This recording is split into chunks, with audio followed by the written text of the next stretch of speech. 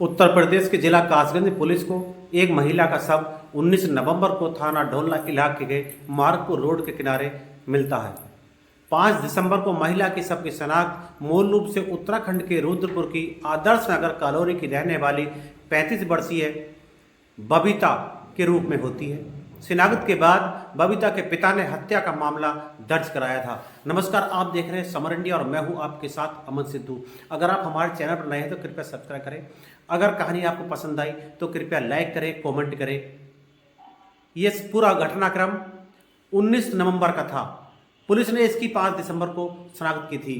कासगंज के थाना ढोलना पुलिस के अलावा एसओजी और सर्विलांस की टीम मामले की जांच में जुट गई थी। जब पुलिस ने गहराई से जांच की तो मामले का खुलासा हुआ। पुलिस ने महिला के पति अभिषेक निवासी नई बस्ती साहबर और उसकी प्रेमिका मुस्कान निवासी शांतापुरी कॉलोनी कासगंज को गिरफ्तार कर लिया था। जब महिला के पति से पुलिस ने कड़ाई से पूछताछ की तो पहले तो इधर उधर की बातें करने लगा, लेकिन उसने कड़ाई से पूछताछ के बाद सारा राज उगल दिया। उसने बताया कि मेरी बबीता से शादी कोरोना काल में वर्ष 2020-21 में हुई थी। फेसबुक के माध्यम से पहले दोनों की दोस्ती हुई, फिर प्यार हो गया और इसके बाद दोनों ने दिल्ली स्थित आर्य समाज मंदिर में जाकर शादी कर ली थी। इसके बाद दिल्ली के फाजलपुरा मंडावली इलाके में रहने लगे थे। मृत महिला बबीता को 2 शादियां पहले भी हो चुकी थी। पहली शादी करीब 12 वर्ष पूर्व हुई थी। उसकी यह शादी भी प्रेम विवाह था। पहली शादी के बाद उसकी 2 पुत्रियां थी, मानन्या व अनन्या का जन्म हुआ था। इसके बाद बबीता ने दूसरी शादी कर ली थी, लेकिन दूसरे पति के साथ कुछ दिन ही रही। इसके बाद तीसरे पति के रूप में उसने मेरे से शादी रचाई। अभिषेक के साथ बबीता काफी अच्छे से रह रही थी, क्योंकि वह दिल्ली में रहकर घरों में काम करके अच्छी कमाई कर लेती थी। कुछ दिनों तो सब कुछ ठीक रहा। उसके बाद बबीता को अभिषेक की एक और प्रेम के बारे में जानकारी मिलती है। यह बात बबीता को नागवार लगती है और वह बार बार मुझ पर मुस्कान से चल रहे अवैध संबंधों को खत्म करने के लिए दबाव बनाने लगी थी। लेकिन मैं भी तरह तरह के बहाने बनाकर उसको मना लेता था। लेकिन जब बबीता ने ज्यादा ही प्रतिरोध शुरू किया तो मैंने बबीता की हत्या करने की योजना बना ली।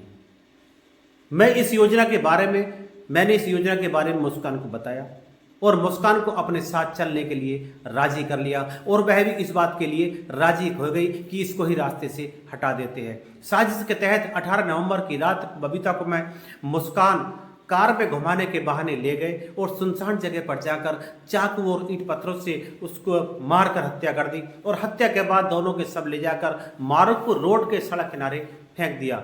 बबीता की हत्या के बाद मैंने बच्चों की हत्या की योजना बनाई, क्योंकि उसे इस बात का डर था कि बच्चियां मामले का भंडाफोड़ ना कर दे। फिर वह बताता कि हम दोनों ने बबीता की हत्या 18 नवंबर की रात को ही की और सब फेंक दिया और अगले दिन रात के समय बबीता की बेटी मान्या 11 वर्ष, अनन्या 7 वर्ष को गाड़ी में घुमाने के बहाने हम अपने साथ ले गए और दोनों का गला दबाकर हत्या कर सबको अलग अलग स्थानों पर झाड़ियों में फेंक दिया। एक हत्या सेगंदपुर इलाके और दूसरी हत्या साहबर क्षेत्र में की। बच्चियां इन दोनों के सामने काफी गिड़गिड़ाई, हाथ जोड़कर माफी मांगी, अंकल हमने ऐसी कौन सी गलती करी, हमें माफ कर दो, अंकल हमें माफ कर दो। लेकिन इन दोनों हैवानों का दिल नहीं पसीजा और इन दोनों बच्चों ने उन दोनों मासूमों की गला दबाकर हत्या कर दी। पुलिस ने इनके द्वारा बताए गए जगह पर दोनों बच्चियों के कंकाल बरामद किए, क्योंकि 19-20 दिन बीत जाने के बाद बच्चियों का शरीर कंकाल के रूप में तब्दील हो गया था। पुलिस ने कार्रवाई करते हुए इन दोनों को जेल भेज दिया है। इस पूरी कहानी को सुनाने का तात्पर्य आपको जागरूक करना है, आपको सतर्क करना है। सावधान रहें, सतर्क रहें, सुरक्षित रहें। कमेंट में अवश्य बताएं कि आप इन दोनों के बारे में क्या कहना चाहते हैं। मिलते हैं अगली वीडियो में, तब तक के लिए नमस्कार।